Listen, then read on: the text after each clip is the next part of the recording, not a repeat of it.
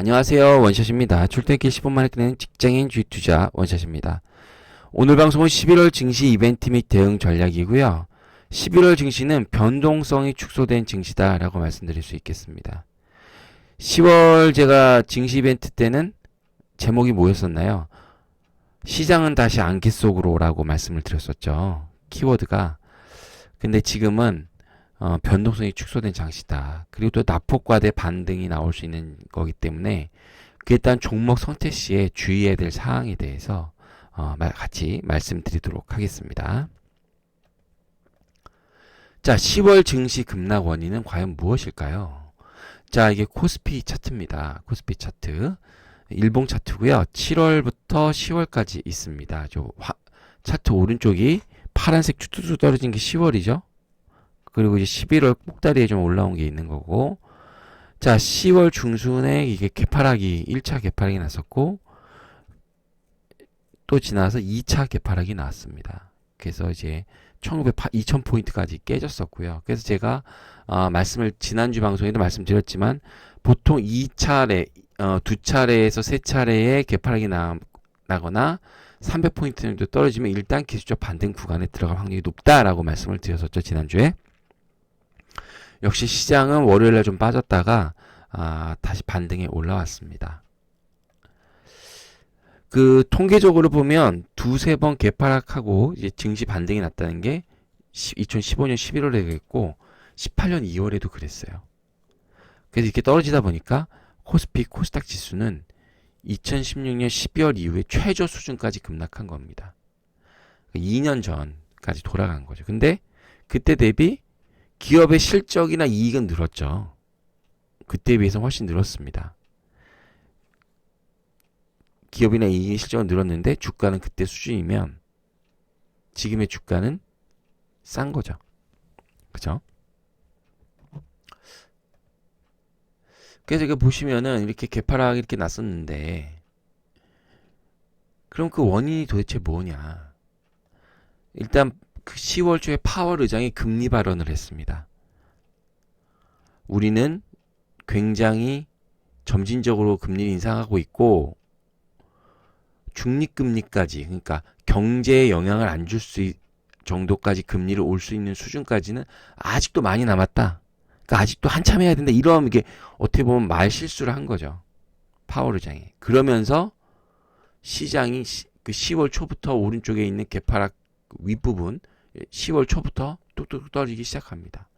그리고 또 이제 중간에 그 미국에서 이제 그 스파이칩 논란이 있었어요. 10월에. 그 중국에서 그 자기네가 수출하는 그 여러 가지 장비에 미국에 수출한 장비에 스파이칩을 씹는다. 그게 걸렸다. 그러면 블룸버그도 막 얘기하고 막 그렇게 되면 막 일파만파 커졌죠. 그러니까 그렇게 되다 보니까 또 중국 그 완성체 부품을 납품하거나 뭐 이런 그 통신업체들의 미국 그런 애플이나 뭐 이런 업체들의 실적이 악화될 거다라는 우려가 섞이면서 쉽게 말해서 그 빵주 많이 들어보셨죠?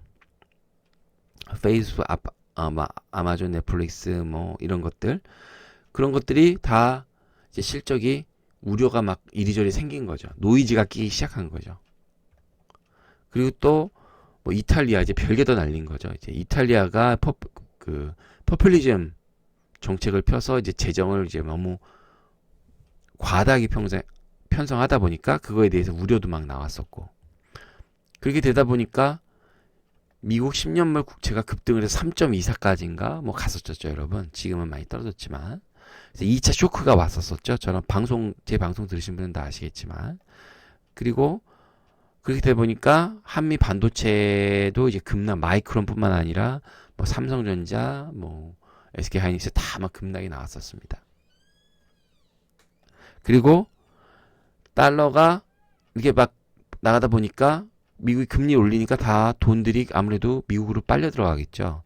그러다 보니까 달러가 초강세를 얻게 된 겁니다. 또 한편으로 해묵은 거지만 미중 무역 분쟁이 장기화된다 이제. 시진핑이 도저히 굴복할 생각이 없다. 이런 우려가 10월에 막 나오면서 중국 증시가 급락을 하게 됩니다. 경기 둔화가 우려가 되고 금리가 되고. 그러니까 우리나라의 대중 수출, 우리가 중국에 가장 많이 수출을 하죠. 중국, 그 다음이 미국입니다. 그러니까 둘이 이렇게 싸우니까 한국 수출에 대한 감소가 우려가 되는 거죠. 여러분, 한국 반도체의 70%를 중국에 수출합니다.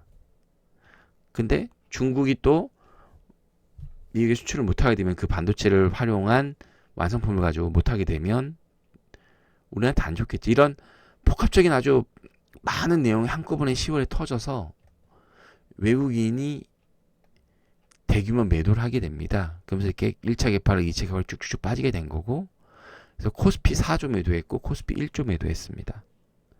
총 5조를 매도한 거죠. 이제 언론에서는 코스피 4조 매도한 것만 치지만 코스피도 1조를 매도했습니다. 그래서 어떤 10월에 어떤 기존 악재, 금리 인상 이런 건 계속 있었잖아요. 그 다음에 미중 무역 분쟁. 이런 악재들에 새로운 악재가 등장한 거죠. 미국의 경기가 둔화한다. 그 미국의 기업 실적이 둔화된다. 이런 게 나오면서 엎친 데 덮친 격으로 이렇게 되다 보니까 결국 이게 다 중국의 경기 둔화 우려가 돼 있고 또 그거와 중국 경기와 그 연동되어 있는 한국 증시에 돼 있다 보니까 글로벌 증시 중에 코스닥이 아마 제일 꼴찌, 그리고 그 꼴찌에서 세 번째가 아마 코스피일 겁니다. 이렇게 급락을 했었습니다. 그 거의 뭐 2차 개파락 후에 그 공포감은 뭐 이루 말을 할 수 없었죠, 여러분.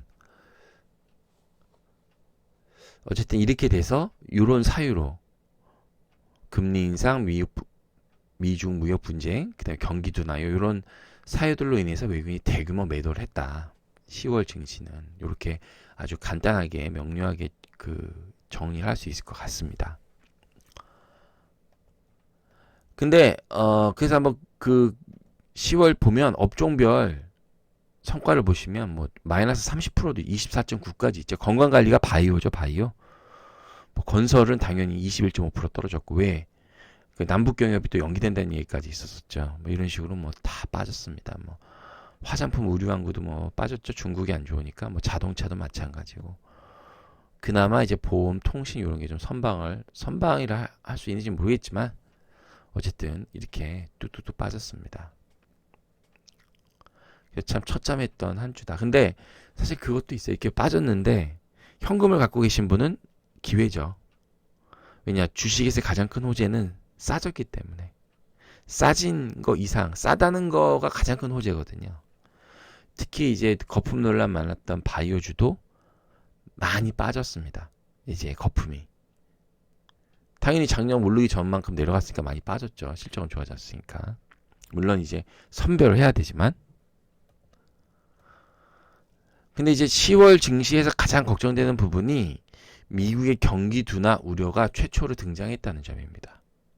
뭐 금리 인상 뭐 늘 듣던 얘기고요. 미중 무역 분쟁 뭐 잠겨야 된다. 뭐 그러니까 많이 들었던 얘기입니다. 근데 미국의 경기 둔화 우려가 나가게 됐고 미국 증시가 급락을 겪었다는 거죠. 그래서 다만 이제 이건 너무 짧기 때문에 좀 더 미국 경기 둔화가 실제로 진행되는지 상황을 조금씩 더 지켜봐야 될 것 같습니다. 그 미국 경기가 세계 경기를 떠받치고 있는 거죠. 지금 상황은. 그러니까 미국 혼자 금리를 올리고 있지 않습니까? 근데 미국 경기가 둔화가 되면 진짜 그때는 힘들어지는 거죠. 근데 그 시점에 오긴 오겠죠. 그럼 그때는 주식장을 떠나야겠죠. 자, 그러면 이거 이제 10월 증시는 그랬었고, 그럼 11월 증시는 어떠냐 한번 보도록 하겠습니다. 이거 제가 장기 추세는 계속 말씀드리죠. 파란색이 한국 경제 증시다. 벌써 이제 18년, 제가 이거 18년 2분기 때부터 이거 말씀드렸는데, 벌써 18년 4분기가 다가오고 있네요.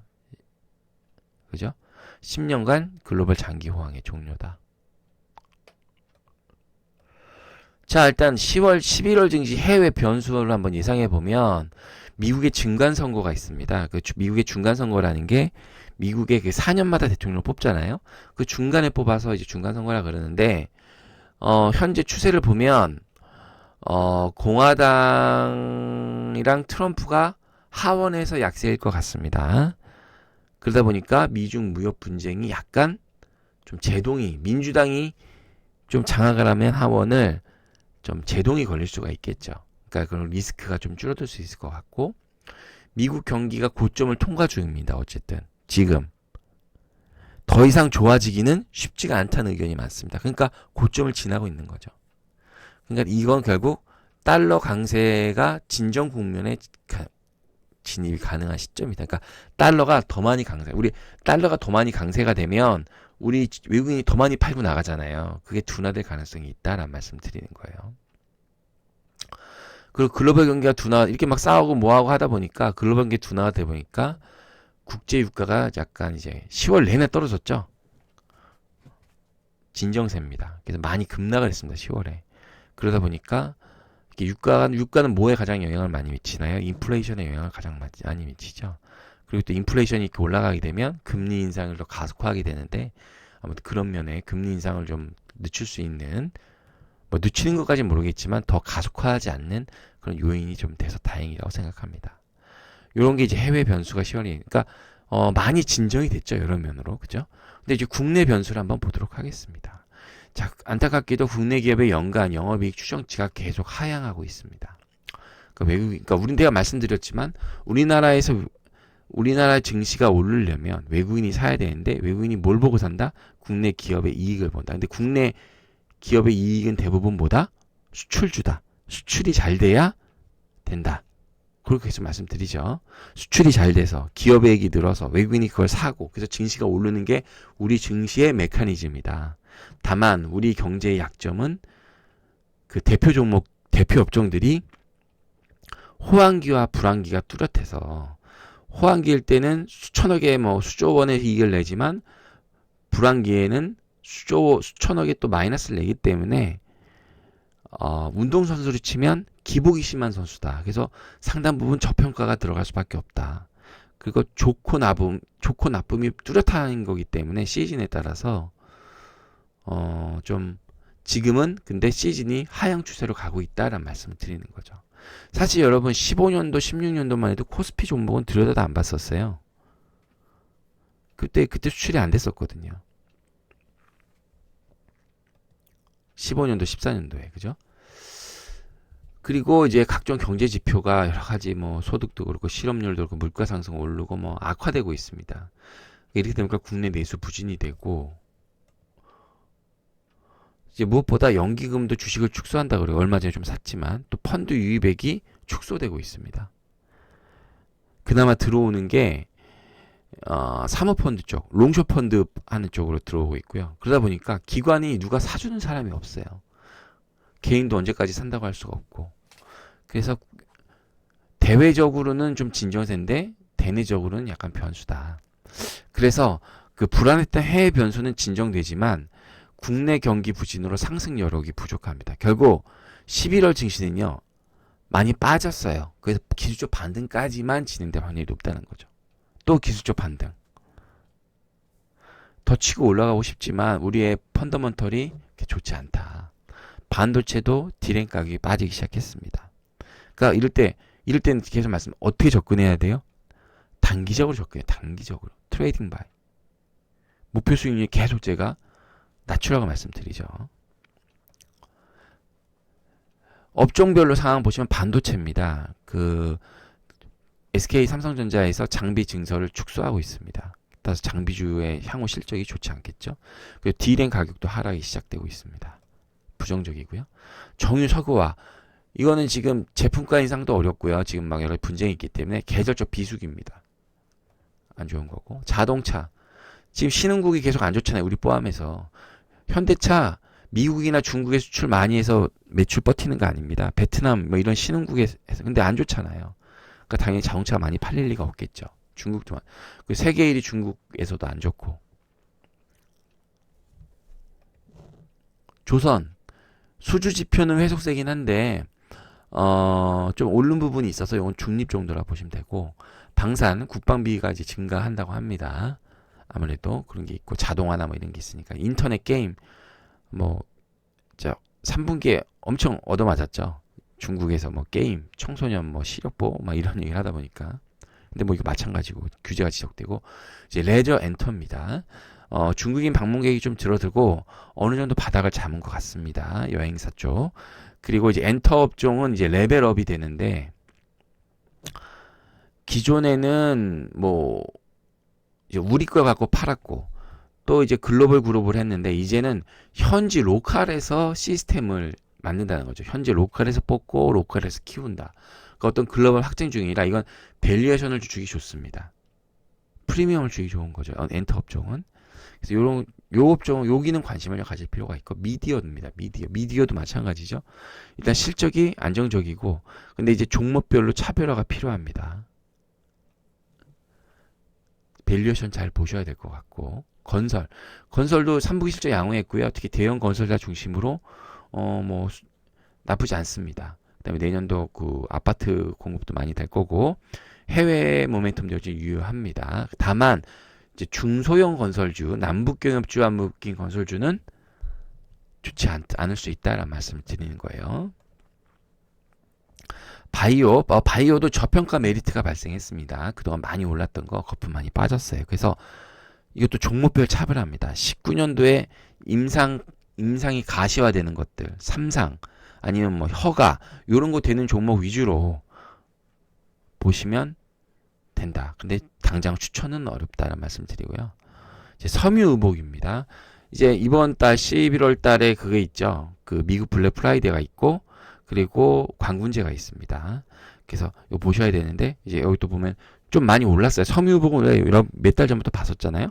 근데 다 이번에 좀 떨어졌기 때문에 그런 낙폭과대 측면에 접근하는 거고 그래서 밸류에이션이랑 뭐 이런 걸 좀 보셔야 됩니다.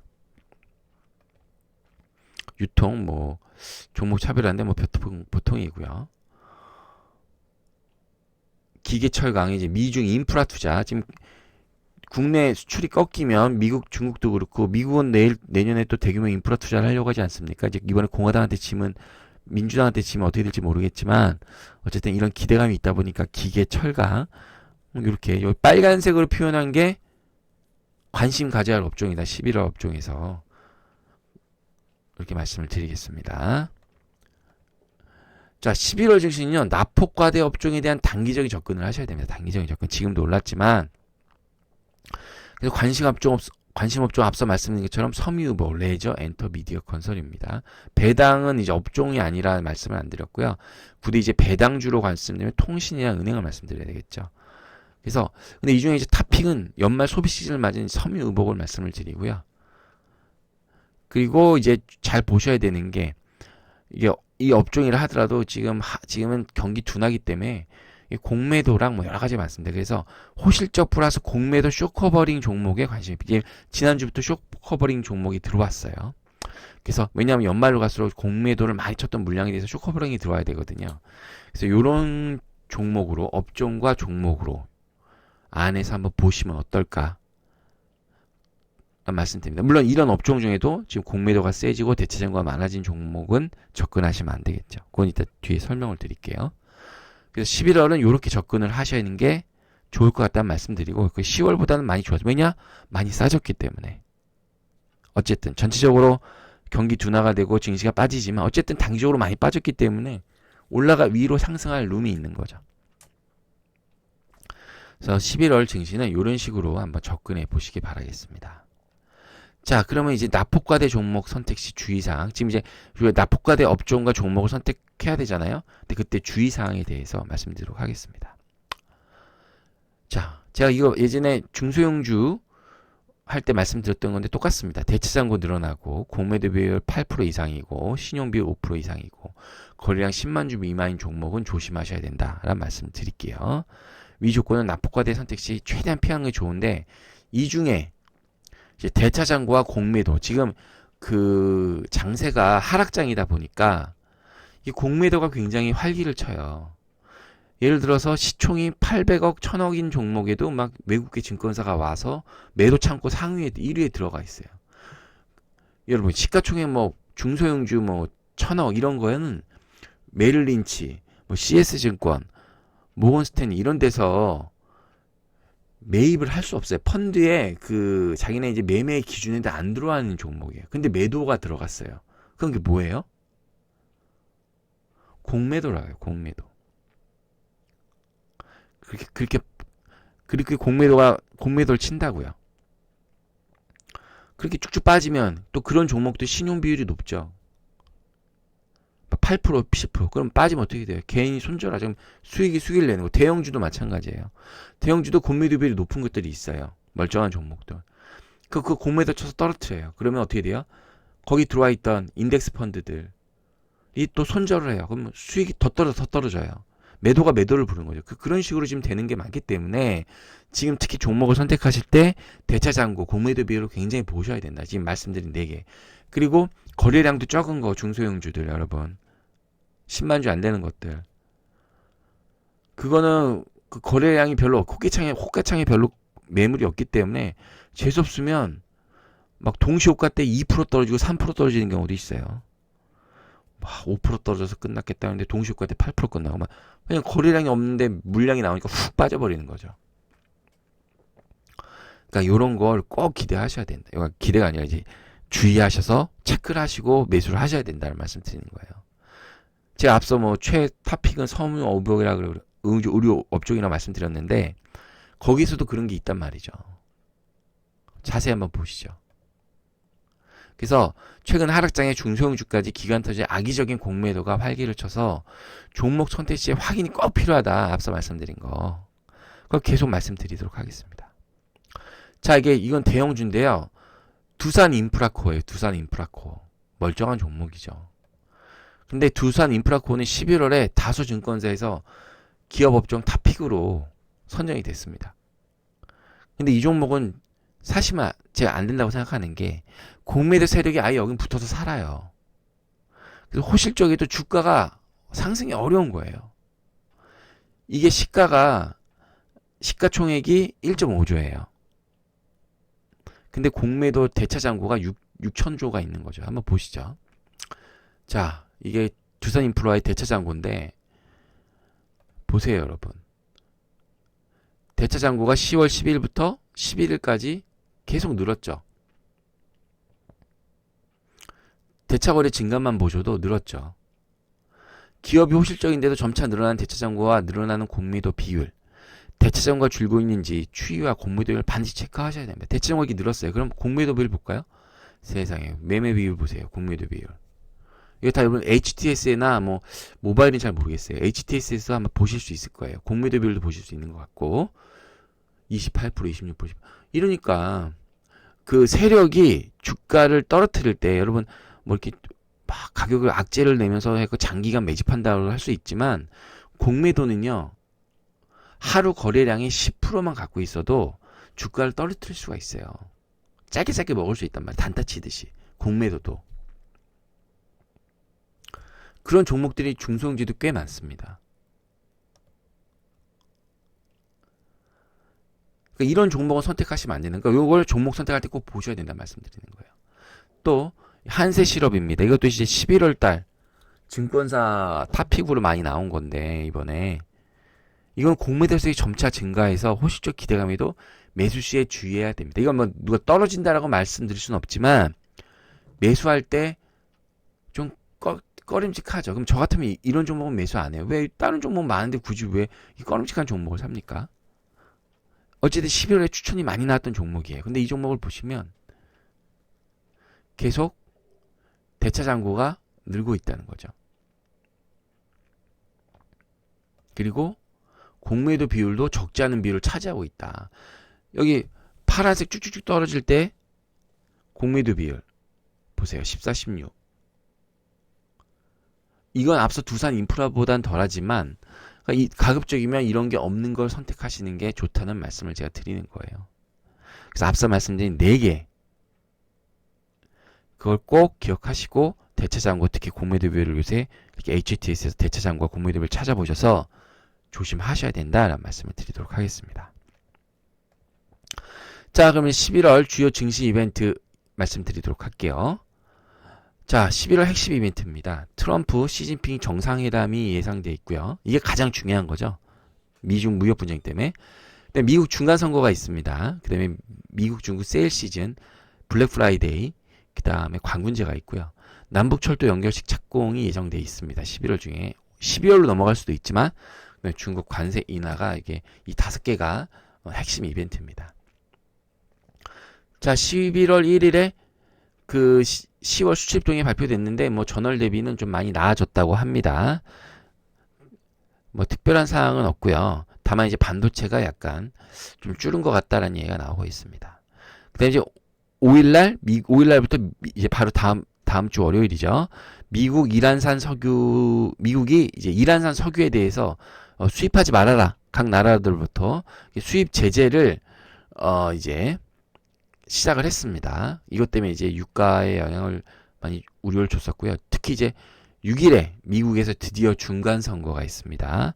상원, 하원 뽑는데요. 이제 하원은 전체 다 뽑고 이제 상원은 일부만 뽑습니다. 그리고 금통위 회의록이 공개되는데 이제 11월에 금리를 올릴 수 있는 마지막 기회입니다. 11월이. 더구나 이제 금리를 이번에 안 올리면 12월에 미국에 올리니까 1% 차이 나는 엄청난 차이가 나는 거거든요. 제가 말씀드리죠. 0.75% 이상에서는 외국인의 금리가 본격화된다. 그래서 아마 이때 10월 금통위 회의록에 대해서 아마 어떤 얘기가 했는지 나올 수 있을 것 같아요. 근데 7월에 미국 FOMC가 있습니다. 그러니까 다음 주가 굉장히 중요한 한 주입니다. 7월에 FOMC에는 금리나 뭐 이런 결정이 없고요. 기자회견도 없습니다. 그렇지만 뭐 어떤 이제 멘트가 있을지 뭐 얘기가 흘러나오지만 봐야 될 것 같고요. 면역 항암제 학회가 있습니다. 7일에. 그 다음에 이제 11일에 드디어 관군제가 있고요. 13일에 이탈리아 예산안 마감, 이제 10월에 거부했었죠. 그 한 거 이유가 승인을 안 했었죠. 그래서 그거에 대한 이제 수정안을 제출한 마감이고요. 15일에 이제 대학 수학능 시행령이 있습니다. 그럼 이제 증시는 10시에 증시가 오픈을 하죠. 그죠? 개장을 하죠. 지금 이제 평소보다 지금 양이 많다 보니까 제가 지금 막 혀가 꼬이는데요. 어쨌든 뭐 최대한 뭐 설명을 잘 해드리도록 하겠습니다. 그리고 23일에 미국의 블랙 프라이데이가 드디어 있습니다. 그리고 이제 가장 중요한 29일에 트럼프 시진핑이 정상회담이 있습니다. 이거에 대해서 좀 서로 말이 많은데 어쨌든 시장은 잘 될 거다라는 기대감을 갖고 있는 상황입니다. 그리고 30일 날 드디어 11월 금통위가 있습니다. 금리를 올릴 확률이 높다고 시장은 보고 있는데요. 어떻게 될지 지켜보도록 하겠습니다. 그리고 G20 정상회담이 있죠. 자, 이렇게 주요 이벤트고요. 여기서 이제 중요한 내용에 대해서 세부적으로 알아보도록 하겠습니다. 자, 미중 정상회담이 11월 29일 날 있습니다. 가장 중요한 빅 이벤트죠. G20 정상회담 전에 양국 정상회담이 있는데 지금 트럼프가 뭐 중국과 합의문을 작성을 해라. 뭐 이런 말이 있습니다. 근데 이제 중국은 뭐 대등적인 관계가 있다. 그래서 그 선거를 앞두고 트럼프가 쇼맨십을 하는 건지 뭔지 모르겠지만 어쨌든 그거 관련으로 증시가 많이 올랐습니다. 근데 어쨌든 11월 말까지 증시가 변동성이 떨어질 확률은 적다. 이걸로 인해서 그래서 증시가 안정화 가능하다라는 말씀을 드리고 이제 11월 6일 날 드디어 미국 중간 선거가 있습니다. 상원 의원 일부 상원 의원이 한 뭐 100명이 좀 안 되고요. 하원이 한 250명이 좀 안 될 거예요. 그래서 하원은 전체 바꾸고 상원 의원은 일부만 바꿉니다. 임기가 상원 의원은 6년이고요. 하원 의원은 2년이거든요. 근데 역대적으로 야당이 승리한 거가 많아서 트럼프가 민주당이 과반수를 확보할 확률이 높은데 예상보다 공화당이 선전을 했습니다. 지금 상황은. 근데 이제 가장 안 좋은 경우는 공화당이 지금처럼 공화당이 하원을 장악하고 상원도 공화당이 장악하고 그러면 이제 미중 무역 분쟁이 더 심화가 되겠죠. 저희 입장에서는 좀 하원은 민주당이 이겨서 좀 트럼프를 제동 걸어줬으면 하는 거죠. 그리고 또 이제 트럼프 탄핵에 영향을 미칠 수 있습니다. 이 부분이 트럼프 지금 탄핵 걸려 있죠. 박근혜 전 대통령처럼 그게 있고 이제 미중 무역 분쟁이 있으니까 이것도 굉장히 중요한 이슈다. 말씀드립니다. 그다음에 11월 중, 뭐 12월 초라는 말도 있는데 가급적 넘기지 않을 것 같은데 남북철도 연결 착공식이 있습니다. 그래서 미국이 요새 뭐 남북 경협 속도 조절해라 뭐 여러 가지 뭐 전화도 걸고 뭐 여러 가지 했잖아요. 그래도 이 철도 도로권은 양해가 가능성이 커진다는 그런 보도가 있으니까요. 남북경유업 중에 이제 철도 관련주는 한번 그 시기에 맞춰서 한번 지금은 아니고요. 관심을 가져보시기 바라겠습니다. 자, 미중 세일 시즌 돌입입니다. 미국 관군제는 11월 11일, 블랙 프라이데이는 11월 23일. 지금 미국이 경제가 되게 좋잖아요. 그러다 보니까 역대 최대 실적을 예상하고, 그리고 중국의 관군제 매출이 그 시즌 매치라는 시즌의 매출이 한국의 그 연간 매출, 백화점들을 모두 모은 연간 매출과 동일하다고 합니다. 엄청난 규모죠. 그래서 섬유유업, 화장품 업종에 대해서 한번 관심을 가져보시기 바라겠습니다. 자, 중국이 수입 관세 인하했습니다. 미중 무역 전쟁으로 이제 경기 둔화를 방지하기 위해서 이제 수입품 물가를 낮춘 거죠. 그래서 내수 진작을 이제 하려고 하는데 기계, 방직물, 건축자재, 제조류 한번 관련 업종에 관심을 가질 필요가 있겠습니다. 그다음에 인프라 투자도 한다 그러잖아요, 그죠? 그리고 10월 수출입 동향이 있었는데 뭐 별로 그렇게 엇갈림이 많은데 어쨌든 쏠림 시장 약점입니다.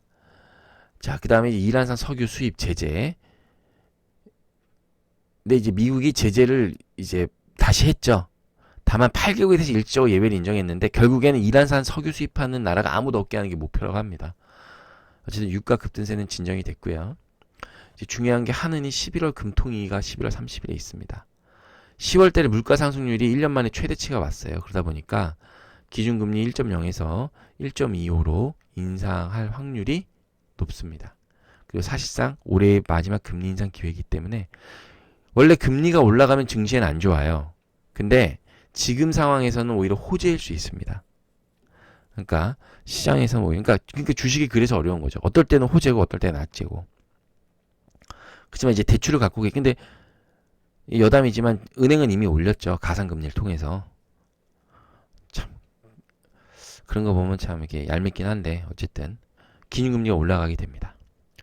자, 이렇게 이제 방송을 마치고요. 그 다음에 일요일이 아마 11월 11일일 거예요. 그때 이제 방송 주간식 그 11월 2주차 방송하도록 하겠습니다. 자, 어떻게 잘 보셨나요? 오늘 내용이 많아서 평소보다 방송이 좀 길어졌는데요. 특히 아까 종목 선택지 주의할 방법들 잘 보시기 바라겠습니다. 자, 어떻게 잘 보셨나요? 잘 보셨다면 구독 버튼, 좋아요 버튼 꼭 눌러주세요. 저한테 큰 힘이 되니까요. 이상 원샷이었습니다.